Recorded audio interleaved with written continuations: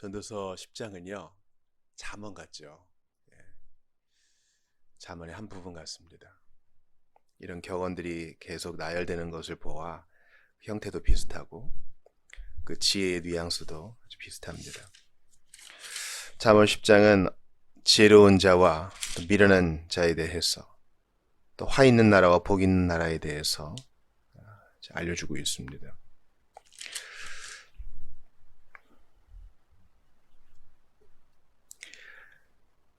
세상사의 부조리한 일들을 보면서 그것을 악이라고 하죠. 높은 자리에 올라가야 될 존귀한 자가 낮아지고 비천한 곳에 있어야 될 사람이 높은 지위를 얻는 것이 이 세상에 있다는 일입니다. 비일비재하다는 것입니다. 그것을 보고 너무 우리가 의아해하지 말아야 돼요.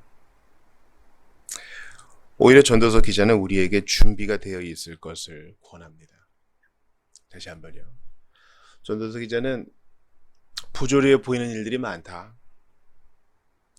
앞날에 무슨 일이 일어날지도 우리가 모르고 어리석은 신하들과 왕들도 있고 준비가 안 된 자가 높은 지위에 올라가는 일도 있고 준비된 자는 오히려 그 기회를 사지 못하는 경우도 있으니 어찌 우리가 다 이해할 수 있으랴 하면서 그러나 너는 하나님의 사람인 너는 여호와 하나님을 알고 삼위 하나님의 은총을 받은 너는 준비가 되어 있어야 한다. 상황이 어찌 되건 이해되지 않는 일이 벌어지건 안 벌어지건 너는 준비가 되어 있어야 한다. 그렇게 권합니다. 그 지혜는 어떤 지혜입니까? 19절에 보니까 잔치와 포도주의 예를 들면서 돈은 모든 것을 해결해 주니 적당한 경제력을 가지라. 네 손으로 일해서 네가 너의 단도리는 스스로 해야 되지 않겠느냐. 이게 아주 상식적인 얘기를 하죠. 그리고 대단히 중요한 얘기를 합니다. 우리가 물질 만능주의, 만몬 신을 경계해야 되겠지만 돈은 필요합니다. 도구적으로 필요한 것이죠. 참 우리 전도서 기자가 극단적으로까지 보이는 이런 표현 방법을 사용해요. 돈은 모든 것을 해결해 준다. 이 과장법에는 상당히 많은 의미가 있고 우리도 공감하는 바죠. 돈이 있으면 편리하고요. 다른 사람에게 누를 끼치지 않죠. 그리고 구제할 것이 있게 하고 필요할 때 나눌 수도 있고요. 그러나 더 큰 준비는 바로 말에 대한 준비입니다. 세상이 아리송하게 돌아가고 당신이 이해하지 못하는 일이 일어난다 할지라도 너만큼은 마음을 지키고 특별히 입을 지키라. 그게 네가 인생을 의미 있게 사는 한 방법이다 이렇게 얘기합니다. 마지막 절 보세요. 너는 마음속으로라도 왕을 욕하지 말고 이불 속에서라도 부자를 저주하지 말라. 공중을 나는 새가 내 말을 듣고 옮길 것이고 하늘을 나는 날짐승이 내 소리를 듣고 전할 것이다. 여기에 관한 속담도 있죠.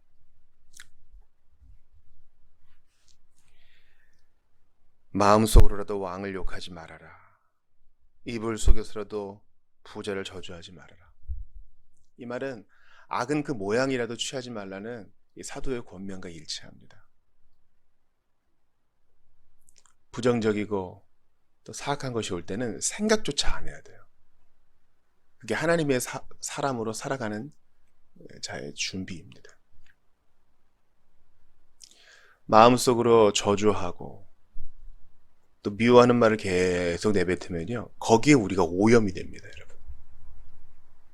왜냐면 내 말을 내가 듣고 내 마음속에 퍼져가는 생각은 내 육체에도 또 정서에도 영향을 미치거든요.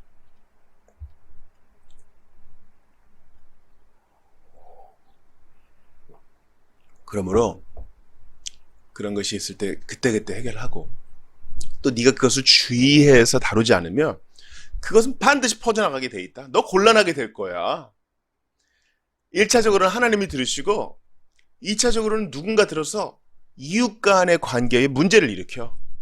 그러니 부정적인 것은 생각조차 하지 않도록 주의하라. 그것이 하나님의 사람으로서 이 부조리하게 보이는 세상에서 의미 있게 살아가는 한 방법이다 이렇게 얘기합니다.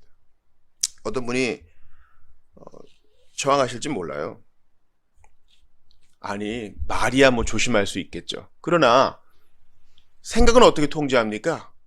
생각이 들어오는 거 어떻게 해요? 이거 요즘 아주 유행하는 변명이거든요. 여러분, 생각을 통제할 수 있어요.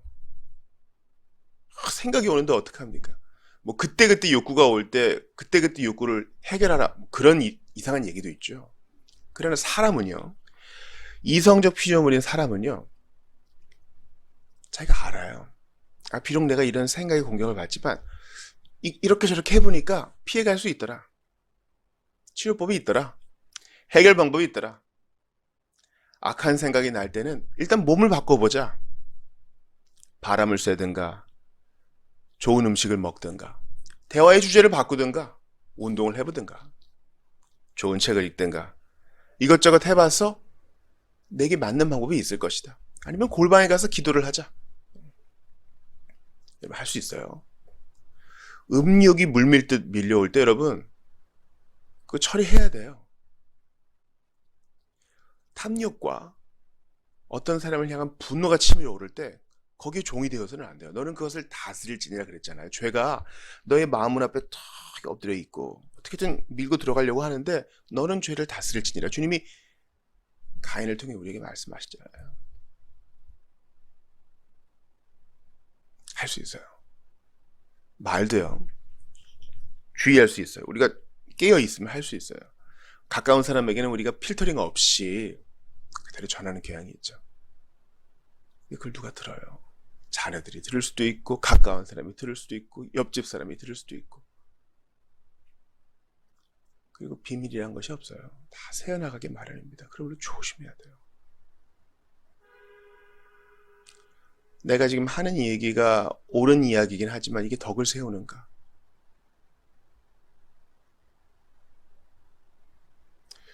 저도 20대 초반에 선교단체에서 훈련을 받으면서 이 간증에 대해서 한번 지적을 받은 적이 있습니다. 그래, 간증을 하게 되면 좀 자극적이 되잖아요. 내가 상처받은 거, 그런 것들을 좀 부풀리게 마련입니다. 내가 이렇게 힘들었는데 하나님이 은혜를 구해주셨다. 좀 잘하고 싶은 마음에서 그렇게 하는 거죠. 그러나 지휘자가 그때 저를 부르더니 얘기를 합니다. 만약에 그 이야기에 나오는 당사자가 듣는다면 어떻게 했느냐? 좀 유하게 표현해보자. 이렇게 권한 적이 있어요. 참 그때 감사했습니다.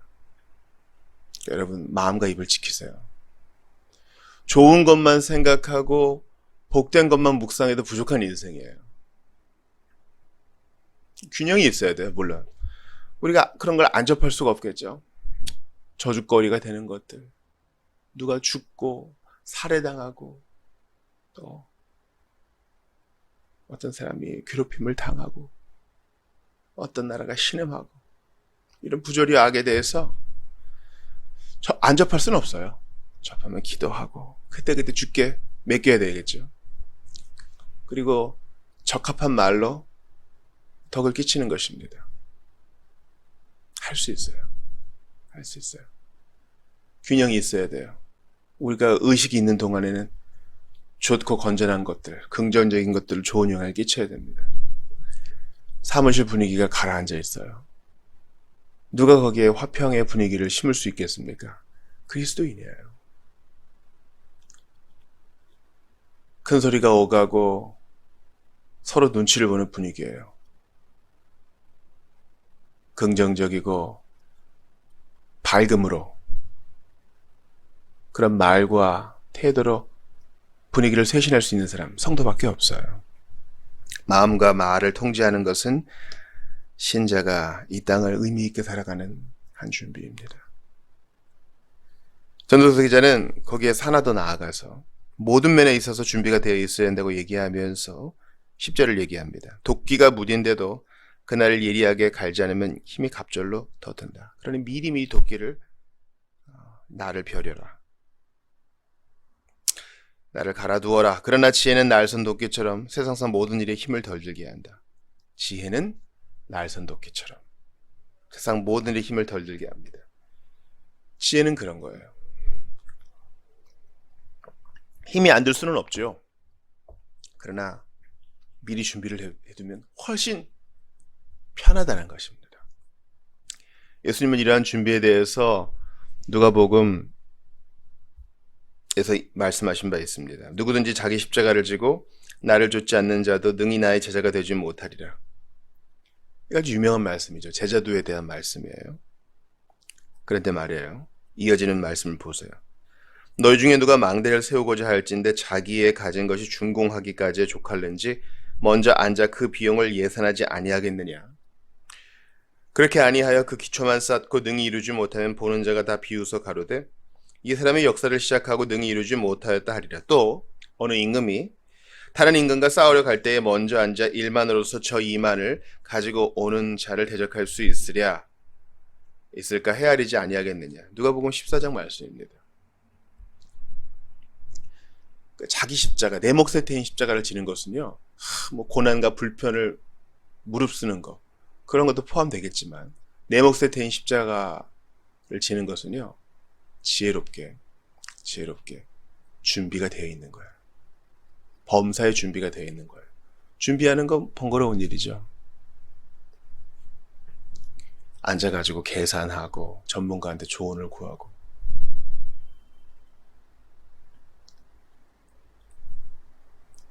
또 이 일만 가지고 2만 군사와 어떻게 싸울 수 있을까, 어떤 전략을 짜야 될까 회의하고, 쉬운 일은 아니에요. 그러나 그렇게 해야 이길 수 있고, 그렇게 해야 공사를 마칠 수 있어요. 예수님의 제자가 되는 것도 마찬가지예요. 감정적으로 주님 사랑합니다, 이걸로 끝날 게 아니에요. 딱 앉아서 내가 신앙을 고백했다. 앞으로 오는 어려움을 어떻게 내가 잘 대처할 수 있을 것인가. 먼저 안 믿는 가족과 어떻게 내가 행동하고 그들에게 전도할 수 있을 것인가.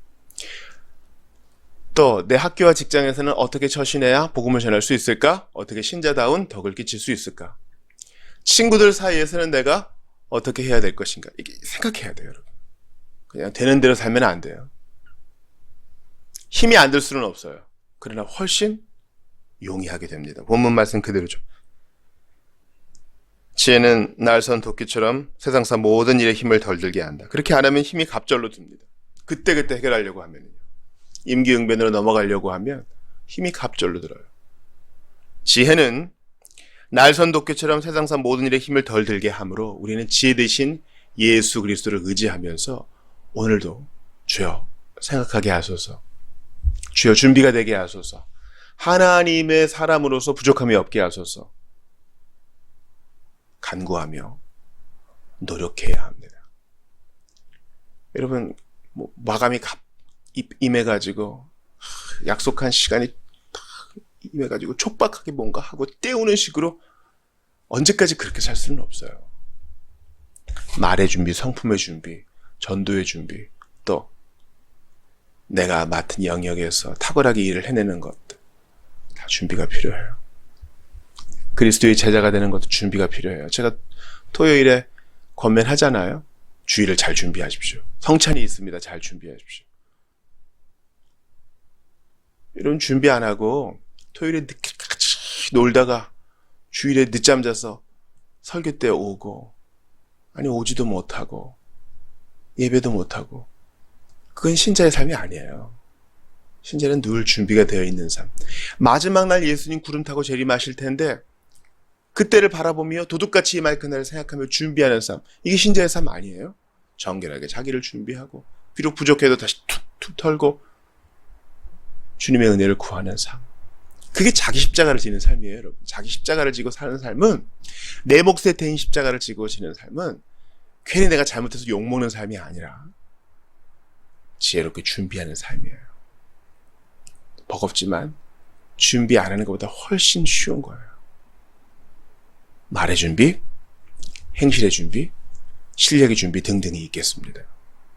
우리 예수님은 준비의 사람이셨어요. 3년의 공생애를 위해서 30년을 준비하시고 기다리시고 사셨습니다.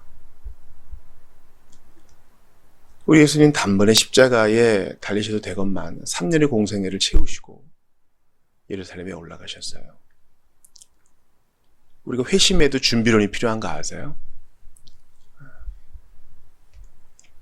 율법으로 아프게 하고 복음으로 치유한다, 이런 캐치프레이가 있을 만큼 예배당에 앉아있는 사람은 다 믿는 자가 아니에요. 준비되는 은혜가 있어요. 그러므로 우리가 범사에 주께 모든 것을 맡기면서 충분히 준비를 해나갑시다.